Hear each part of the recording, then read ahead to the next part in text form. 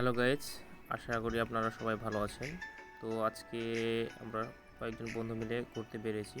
অবশ্য ঘোরা না, পিকনিক করব। যাব বেলগাপুরের একটা সুন্দর জায়গাতে, সেখানে পিকনিকটা করব। ভিডিওটা অবশ্যই লং হবে, অবশ্যই আপনার পাশে থেকে ভিডিও দেখতে থাকুন।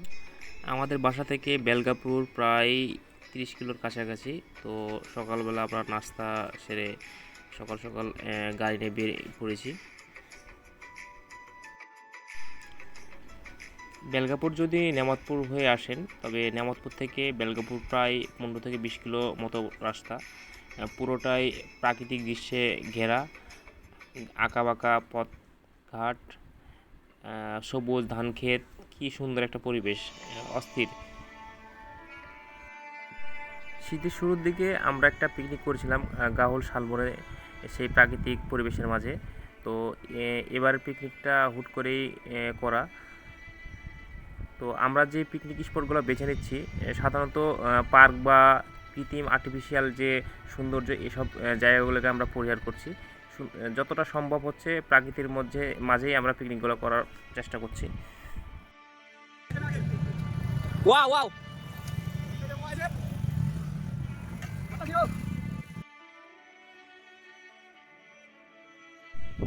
দীর্ঘ পথ পাড়ি শেষে অবশেষে আমরা বেলগাপুরের বটবৃক্ষের রাজ্যে পৌঁছে গেলাম।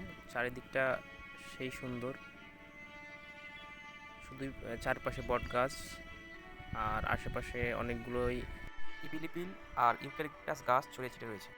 ঠিক পিকনিক স্পটের প্রবেশ পথেই দুই পাশে দুইটি কালভার্ট বা ব্রিজ আছে।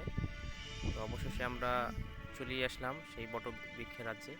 এখানে স্থানীয় কিছু বন্ধুবান্ধব ছিল, যারা এখানে বসছিল। সবাই হাই হ্যালো বলছে। পিকনিক স্পটটিতে পৌঁছানোর পর আমি তো হতবাক, কি সুন্দর, কি মনোরম পরিবেশ, চারপাশটা দেখে প্রাণ জুড়িয়ে যাচ্ছে। তবে নেমাতপুর বন ও পরিবেশ অধিদপ্তরের তথ্য মতে বেলগাপুরের বটবৃক্ষের রাজ্যে প্রায় ছোট বড় মিলে 130টি মতো বটবৃক্ষ রয়েছে। বেলগাপুরের পিকনিক স্পটটা যেহেতু গ্রাম থেকে কিছুটা দূরে, সেহেতু আমাদের হাঁড়ি পাতিলগুলো গ্রাম থেকেই নিতে হচ্ছে, কিন্তু সেগুলো বয়ে বয়ে নিয়ে আসতে। মামা ওর জন্য লেগ পিস রাখবেন মামা। ইয়েস ইয়েস মামা, অবশ্যই লেগ পিস রাখবো। এই যে মামা রসুন ছিলতে ব্যস্ত। হ্যালো ভালোই পাচ্ছে, অভিজ্ঞ চলছে আমাদের কার্যক্রম শুরু করে দিয়েছি। আজ আমাদের একটা বিশাল আয়োজন করা হয়েছে। আমাদের খুব সুন্দর লাগছে, অপূর্ব অপূর্ব। আমাদের আচ্ছা, এই প্লেসটা অনেক সুন্দর, অপূর্ব। অনেক সুন্দর চলছে আমরা আতাশিলা হেভি স্বাদ আতাশিলা। আমাদের পিকনিকের মাঝে এসে আপনার কেমন লাগছে মামা? মামা খুব ভালো লাগছে, খাইতে পেলে আরো ভালো লাগবে। আপনি খাওয়ার আগে তো ভালো, আপনি কি খাবেন? যা খাওয়া মামা আমরা তাই খাবো। তাই বলছেন? হ্যাঁ। তাহলে আমাদের পিকনিকের মাঝে এসে খুব সুন্দর লাগছে না?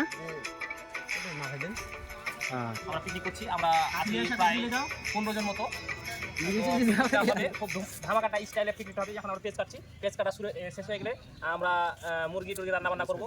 দই মিষ্টি আছে সাথে, অবশ্যই পেজ আর রসুন।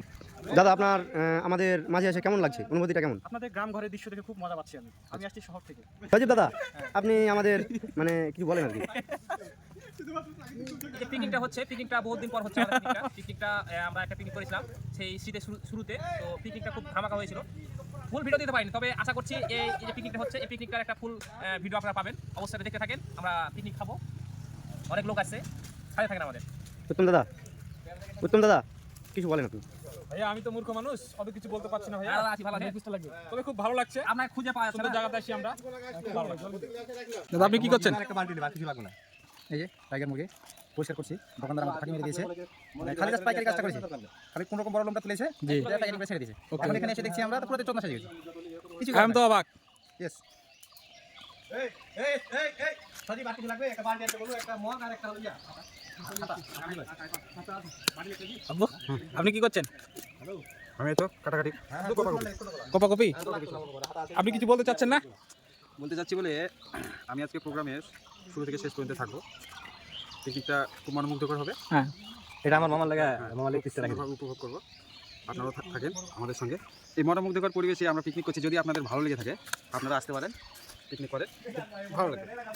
আপনারা এই প্লেসটা চিনার উপায় হয়তো বা বলবেন, অনেকজন কমেন্ট করবেন। জায়গাটা হচ্ছে নওগাঁ জেলা নেমতপুর থানাধীন বেলগাপুর। সকল কার্যক্রম শেষে আমরা চুলা ধরার কার্যক্রমটা শুরু করলাম। চুলা ধরিয়ে দিলাম।